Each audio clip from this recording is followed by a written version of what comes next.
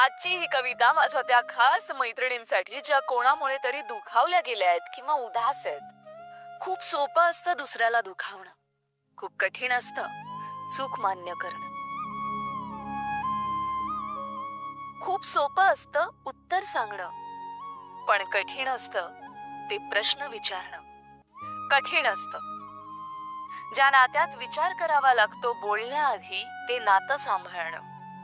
खूप गोड वागत असताना समोरचा त्याच्या मनातलं विष कळणं. गर्दीत असूनही एकटं राहता येणं, बंद खिडकीतून पलीकडे बघता येणं, अंधारात नक्षत्रांची बाग फुलवता येणं कठीण असतं.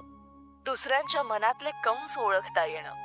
कितीही असली दीर्घ रात्र तरी एका अटळ पहाटेची वाट बघणं. नसेल मिळत रस्ता आपल्याला तर कुणासाठी तरी पाऊलवाट होणं.